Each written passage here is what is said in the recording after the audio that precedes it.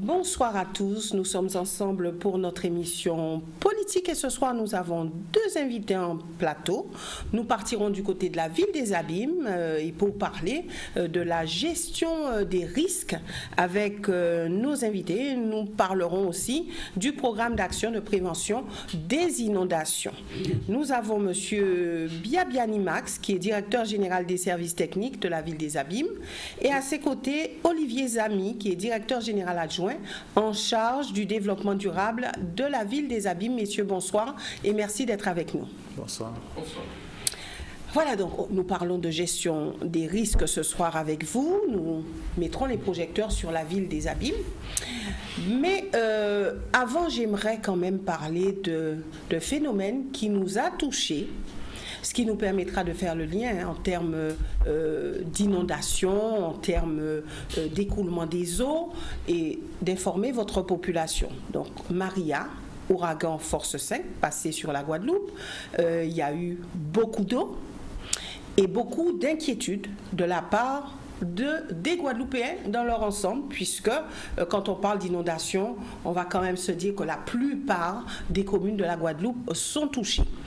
Maintenant, aux Abîmes, alors il y a eu aussi une histoire aux Abîmes, on ne va pas y revenir puisque tout le monde connaît cette histoire malheureuse qui s'était passée sur la ville des Abîmes, mais lorsqu'il y a eu ce phénomène Maria, est-ce qu'on peut dire que la ville des Abîmes a été plus touchée que d'autres villes, que d'autres communes? Est-ce qu'on peut dire ça?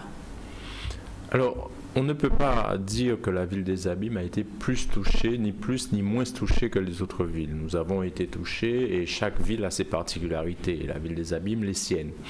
Donc, quantifier et donner des échelles de valeur n'a guère de sens, parce que lorsqu'on est touché, même si on est seul, on est touché. On est des individus qui avons une sensibilité. Donc, cependant, ce qu'il faut noter, c'est que la ville des Abîmes est un territoire où le risque d'inondation est relativement élevé de par son peuplement, la façon dont cette ville a été peuplée. On peut dire quand même qu'il y a de nombreuses zones inondables.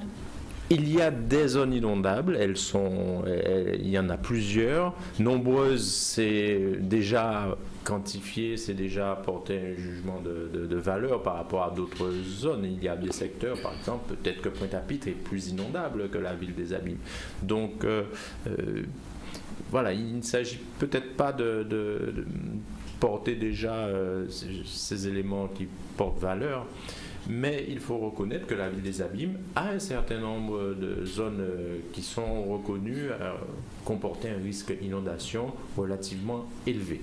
Donc, pour revenir à votre question de tout à l'heure, le cyclone, comme les autres phénomènes climatiques qui affectent de façon assez courante notre territoire archipel, Guadeloupe,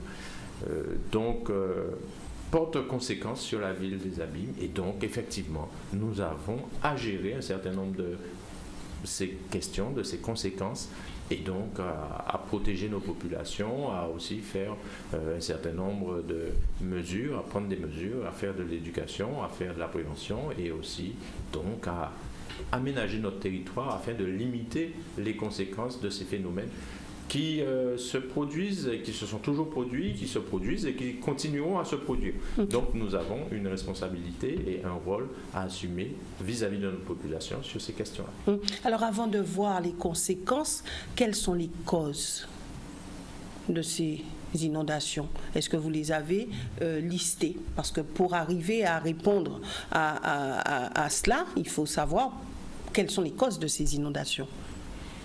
Alors, les causes, elles sont déjà liées à la climatologie, donc c'est le climat, et ensuite à l'occupation des espaces par les hommes, parce qu'il n'y a pas de risque, il n'y a pas de cause si ce ne sont pas les aménagements et les hommes qui implantent des ouvrages et qui vivent sur certains espaces où la nature a toujours exercé sa façon de fonctionner, et donc il convient plutôt à à ce que nous puissions nous harmoniser par rapport à la nature et ne pas chercher à forcer. Donc les causes, c'est, pour résumer, c'est essentiellement, les causes, elles sont avant tout humaines, hein, elles ne sont pas liées C'est une à la occupation nature. anarchique du territoire. C'est l'occupation du territoire. Anarchique, c'est peut-être pas tout à fait le mot, mais c'est l'occupation du territoire. Oui. Voilà. Donc, Alors, voilà. quand on parle d'occupation du territoire, est-ce qu'on peut dire que la municipalité est comment on va dire ça, c'est de sa responsabilité. Donc, est-ce qu'on peut dire que c'est elle qui, justement, donne cette autorisation à sa population pour occuper des zones qui ne devraient peut-être, je dis bien peut-être, pas l'être. Alors justement, c'est peut-être là la question, c'est qu'on ne donne pas forcément l'autorisation, mais il en va aussi de la responsabilité de nos concitoyens qui parfois, effectivement, en dépit du bon sens et parfois en dépit des règlements, peuvent entraver le passage de l'eau. Alors il faut savoir qu'on a un territoire un peu particulier avec une zone rurale où il y a ces phénomènes de bassins versants, des ravines qui sont présentes, et un territoire urbain qui est, bon, on connaît bien, qui est plus Rézé, Grand Camp, Boissard, etc., qui sont des territoires qui sont relativement bas par rapport au niveau de la mer, voire en dessous du niveau de la mer pour certains. Et forcément, les conséquences, on les retrouve quand on a ces fortes pluies qui, peut-être, on dira, sont de plus en plus fréquentes, mais dont les conséquences aujourd'hui nous marquent plus parce que il y a certaines choses qui, certes, sont faites en dépit du bon sens. Mais la ville prend pleinement son rôle à travers un plan local d'urbanisme qui a été fait il y a quelques années, oui, et qui donne des préconisations claires, à travers une police de l'environnement et une police de l'urbanisme qui agit sur le territoire pour rappeler certaines règles à respecter. Et c'est un travail permanent que de ramener notre aménagement à quelque chose de rationnel, cohérent et qui mette les populations hors de danger. Alors le constat a été fait. Maintenant, il y a urgence, je serais tentée de dire. Alors, quelle solution ? Vous dites qu'il y a urgence. La situation aujourd'hui, elle n'est pas pire que celle d'il y a 10 ans. Donc il y avait déjà urgence il y a 10 ans. Il y a nécessité d'agir. Il y a nécessité d'agir et de mettre en œuvre des solutions afin d'atténuer les effets de cette confrontation entre les effets des inondations et les occupations des sols tels qu'indiquait M. Zamy tout à l'heure. Alors justement, quand je parle d'urgence, est-ce qu'il n'y a pas quand même sur vos épaules une lourde responsabilité lorsque vous entendez les scientifiques dire que nous aurons des phénomènes de plus en plus dangereux, que nous aurons des situations climatiques assez difficiles, assez compliquées. Alors moi, je parle d'urgence dans ce sens-là, puisqu'on doit s'attendre quand même, selon, je dis, les scientifiques, à des situations quand même très dangereuses à gérer. Alors, est-ce qu'il n'y a pas plutôt urgence à harmoniser nos comportements humains avec le cycle naturel de la vie et de l'environnement? C'est là la véritable urgence, parce qu'on pourra toujours courir après la nature. Ce ne sont pas les techniques humaines qui vont forcer la nature. Donc il s'agit déjà de revenir à des comportements à l'échelle de la planète qui soient déjà beaucoup plus acceptables.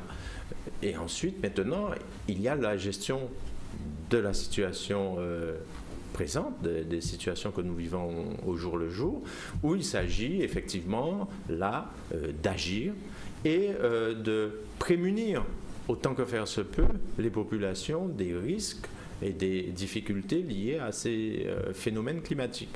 Donc, à ce titre, effectivement, la ville agit au quotidien sur le court terme, le très court terme. En quoi faisant ?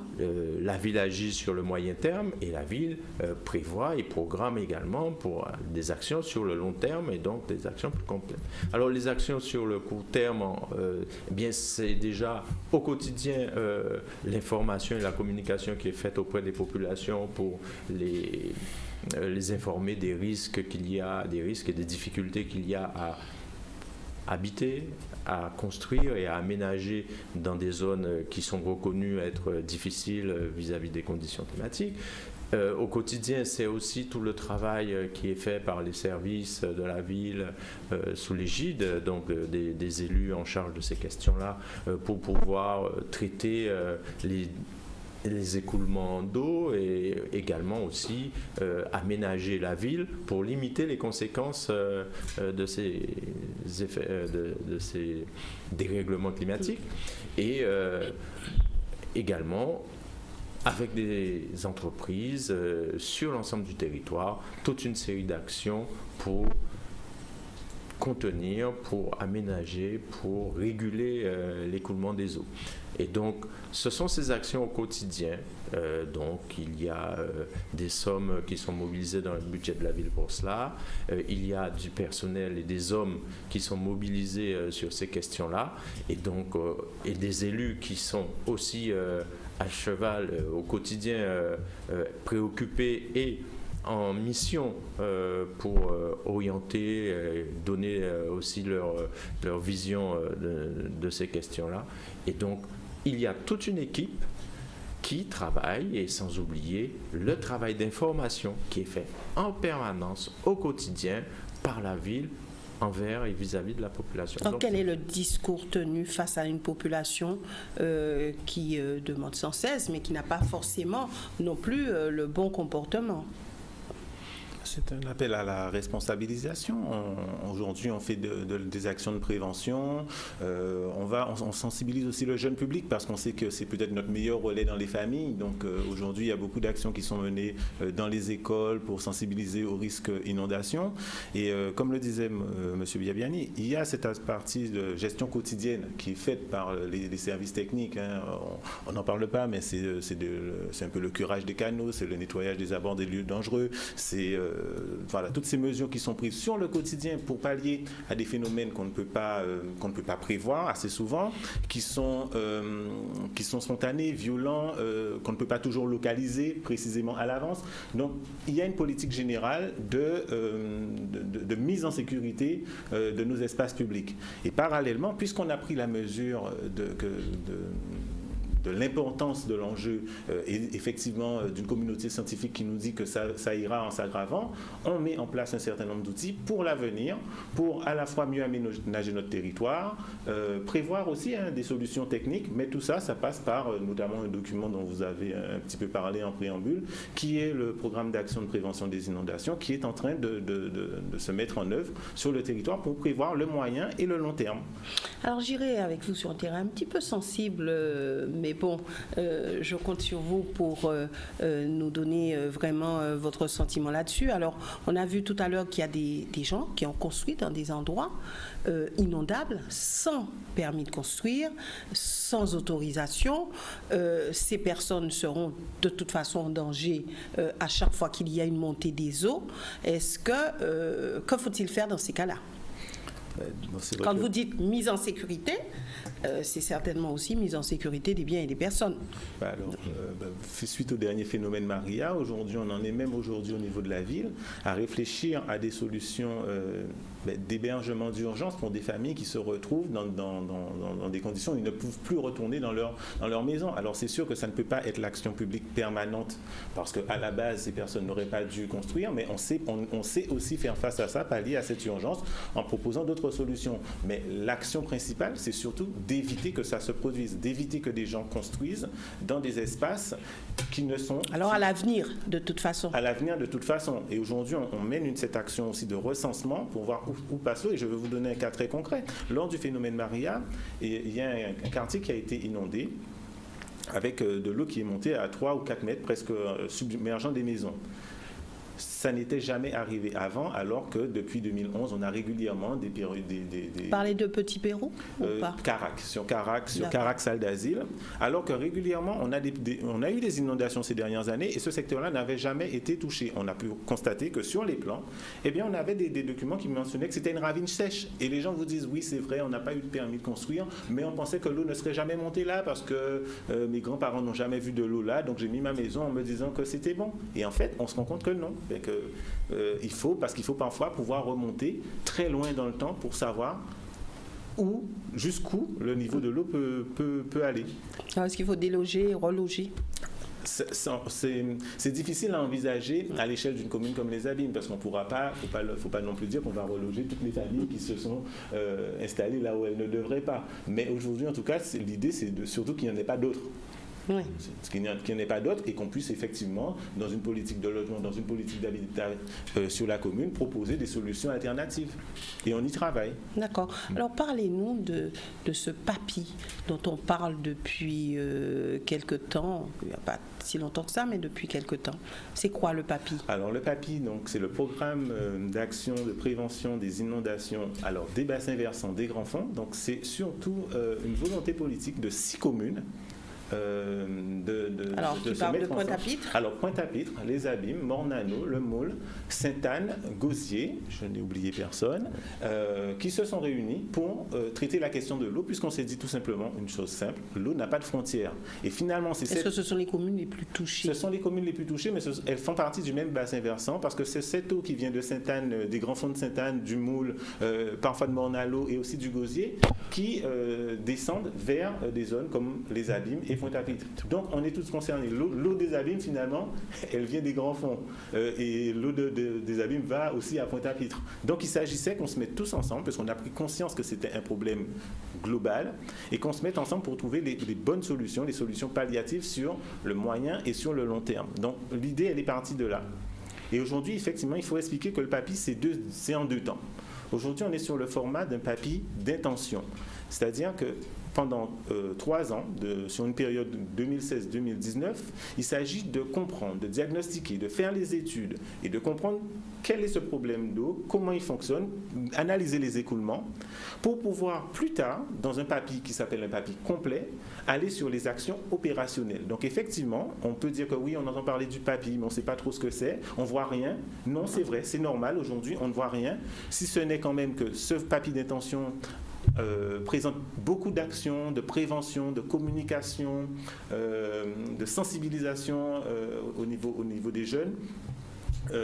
Alors c'est vrai que quand on entend intention, on ne voit pas forcément action. On ne voit pas l'action, mais l'action elle est là, mais c'est surtout une action d'étude. Ben voilà, parce qu'il faut étudier, il faut savoir, pour ne pas se retrouver dans l'exemple que je donnais tout à l'heure, il faut savoir jusqu'où les eaux peuvent monter, d'où elles viennent, où elles vont, pourquoi elles réagissent comme ça en fonction des pluies et des zones qui sont sujettes à averses. Et c'est important aujourd'hui d'étudier. Parce que Qui étudie? Nous, enfin quand je dis nous, c'est ce groupement de 6 communes aidées par, parce qu'en fait le PAPI c'est un programme labellisé, soutenu par l'État, donc financé en partie par l'État, par les communes membres. Mais et la aussi région? La région qui met une part, le département via l'Office de l'eau, Météo France, voilà, pas mal de partenaires qui sont engagés avec nous dans cette action, parce qu'on est conscient que sur le long terme, c'est ce qu'il faut faire. Toutes ces institutions financent? Oui, toutes ces institutions financent. C'est un coût de? C'est un coût de 3,6 millions, financé, je peux le dire globalement, à 47% par les communes, 33% par l'État, un peu plus de 13% par la région et un peu plus de 5% par l'Office de l'eau. D'accord. Voilà. Et chaque commune, alors le pilote global de l'opération, c'est la ville des Abîmes sur un certain nombre de points, et les communes mènent aussi un certain nombre d'actions, je peux le citer, donc le Gosier qui travaille sur le volet plutôt sensibilisation aux scolaires, et aussi sur d'autres questions spécifiques au Gosier liées à la mer, parce qu'en fait il y a aussi ce phénomène de houle, etc. Oui. Sainte-Anne qui travaille sur la communication au grand public, Pointe-à-Pitre qui travaille sur la formation des acteurs, Morne-à-Eau qui travaille sur la révision, la création des plans communaux de sauvegarde qu'on utilise, qu'on déclenche quand il y a des phénomènes qui nous arrivent. Le Moule qui travaille sur le volet surveillance du territoire. Comme je disais tout à l'heure, effectivement, empêcher que nos concitoyens s'installent n'importe où et dans n'importe quelles conditions. Voilà, donc chaque commune se répartit un petit peu la tâche. Il y a un pilotage. C'est vraiment, faut être conscient que c'est 6 communes différentes, 3 communautés d'agglomération différentes, et pourtant, Depuis 2015, qui arrivent à fonctionner ensemble. Et qui arrivent à fonctionner ensemble, qu'on a lancé en 2015. Tout le monde a signé cette convention multipartite. Et aujourd'hui, ça fonctionne avec des comités de pilotage réguliers, des études qui sont lancées. Lundi commence l'étude générale pour un montant de 550 000 euros. L'étude générale hydrologique qui va être lancée à partir de lundi. Voilà, donc cette synergie, elle est en place, elle fonctionne. Et en papier d'intention. Là, on est dans le papier d'intention. On est dans le papier d'intention, et ça, jusqu'à 2019. On connaîtra notre territoire, on saura où on va, et à partir de là, on pourra mettre en œuvre des actions très concrètes dans le papier complet qui seront, par exemple, je ne sais pas, l'étude nous montrera qu'il faudra faire un bassin de rétention sur la commune de Sainte-Anne ou plus en amont sur les secteurs de Chazot ou Bourrico. Ça nous dira qu'il faudra mettre en œuvre un barrage, renforcer le barrage de Petit Pérou pour éviter l'inondation du Rézé. Les solutions techniques seront proposées à ce moment-là et seront mises en œuvre. Voilà, donc 2 phases, un papier d'intention, on fait les études, on prévient, on fait de l'action de communication, un papier complet, là on sera dans de l'opérationnel, du visuel, effectivement, parce que je comprends une population qui nous écoute, qui se dit oui, mais il parle de quelque chose, on ne voit rien, ben, ça viendra. Le papier complet va débuter après 2019. Après 2019. D'accord, voilà. Jusqu'à c'est à peu près sur une période de 5 ans, mais ça aussi, ce sera aussi le temps de la réalisation des ouvrages. Voilà, ça peut être plus ou moins long en fonction des chantiers qui seront engagés. Il faut savoir que... On n'a pas encore le coût du papier complet. On n'a pas encore le coût du papier complet, mais il faut surtout savoir que le papier d'intention est une étape qui nous permettra d'avoir des financements, notamment des financements européens, pour financer les travaux du papier complet. Sans papier d'intention, les instances nationales et l'Europe ne nous suivront pas sur le financement des opérations d'infrastructures et de superstructures qui seront à réaliser. D'accord. Voilà. Alors, ce qu'il faut retenir quand même ce soir, c'est que on parle du papier, mais qu'il y a des actions de terrain qui sont quand même menées par la ville des Abîmes. Tout à fait. Il y a des actions au quotidien. Et donc, pour rappeler que le papier du territoire mené par la ville des Abîmes et donc avec les communes partenaires est le premier au niveau national. Donc c'est aussi, je dirais, une expérience qui est scrutée au niveau national pour voir comment à ce niveau-là nous arrivons à composer. Et donc c'est une initiative forte et majeur que l'État soutient, mais scrute de façon très très fine. Voilà. Donc, cela n'empêche qu'au quotidien, sur le court et le moyen terme, il nous faut quand même travailler afin de limiter les effets des inondations et des intempéries sur les populations. Donc, c'est de l'entretien. Ce sont des travaux courants. Donc, les curages sont faits de manière régulière. Curages, la construction d'ouvrages simples et à des coûts qui sont encore supportables et acceptables par la ville et les partenaires traditionnels, institutionnels, villes, communautés d'agglo, régions, départements. Donc, des ouvrages qui sont de portée limitée. Donc, tout cela se met en place sur des périodicités annuelles pour les travaux simples et courts, voire triennales sur 3 ans, des programmes sur 3 ans pour des ouvrages un petit peu plus complexes. Donc, tout cela, au final, rentrera dans le programme général de prévention des inondations sur la ville des Abîmes qui se décline sur un horizon, non pas de 2 ans, 3 ans, mais probablement sur un horizon de 10 années. Parce que, compte tenu de l'acuité de la question et de sa complexité, des populations qui sont impactées, parce qu'il y a des zones où effectivement il y aura peut-être à prévoir quelques mouvements de population, cela se pourrait, les études pourraient éventuellement le démontrer. Eh bien, il y a sur plusieurs années à se préoccuper, à vraiment travailler pour que l'ensemble s'emboîte sans difficulté. Donc, nous avons aussi, donc, sur le quotidien et le moyen terme, à mener des actions qui ne doivent pas et qui ne devraient pas hypothéquer les grands chantiers qui pourraient venir dans un horizon de 5-6 ans pour des ouvrages beaucoup plus conséquents. Donc, ça demande à devoir traiter les questions avec parcimonie, avec doigté et sans faire dans la fioriture, mais en allant à l'essentiel et en allant vraiment là où les populations attendent des effets, des effets et des retours le plus rapide que possible. Merci, Monsieur Biabiani. Merci, Monsieur Zami. Oui, un mot, juste un mot. Juste un mot, c'est de dire que certes, les pouvoirs publics que nous représentons sont fortement engagés dans ce combat, mais ça amène surtout à la responsabilisation de tous. Je tiens à le dire, la lutte contre les inondations, c'est un combat que nous devons mener tous, pouvoir public, mais aussi citoyens. Merci à vous, messieurs, d'être venus sur ce plateau. Merci aussi à vous, téléspectateurs, de nous avoir suivis. Nous nous retrouvons demain avec un autre invité. Excellente soirée à tous.